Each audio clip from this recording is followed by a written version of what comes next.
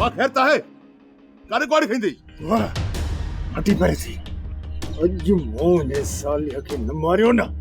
तो मुझो नालो तगियो कोने पर बाबा मामे साले कयो छाए वरी हा छोरी भजी वई थस मां तो चवा तो तने छोरी के जणियो छो सालिया कुछ त अकुल का कम वठ सदोरी तुजी भेण जी थिया तो पो सालिया ने छोरी जी परवरिश एड़ी कई छो अज त माने सालिया जो मथो तो फाड़या बाबा इनमें मामे साले जो कोडो कोने को काका औलाद नाफरमान थी दिया अरे बारियास कोन थो ने सालू जो नक त कपे जान बाबा धूड़ वञी पाए केड़ो असां हुनन सा मिट्टी कंदासे अरे ने परवो खे त वठी अचो उन्हे जो त नक कपिया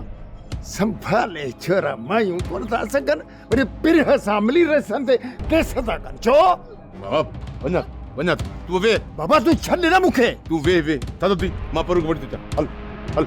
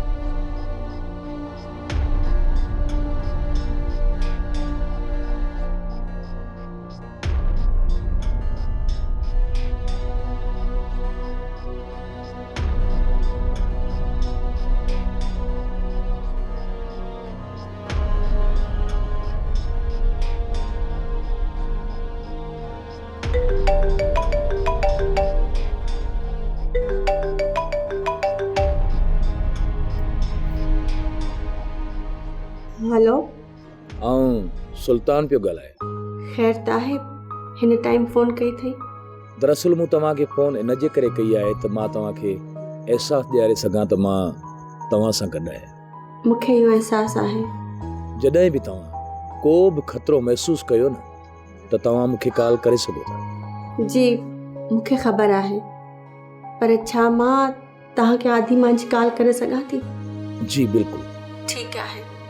ख्याल रखण लाइ महिरबानी दरवाज़ो चङी तरह लॉक करे पोइ सुम्ही रहिजो हा दरवाज़ो लॉक करे छॾियो अथमि ऐं पिस्टल बि लोड करे रखी अथमि इहो सुठो कयो अथव हाणे मां आराम करण थी चाहियां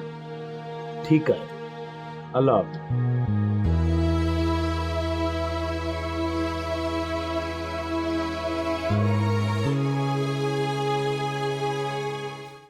सोप सीरियल सिंध जाई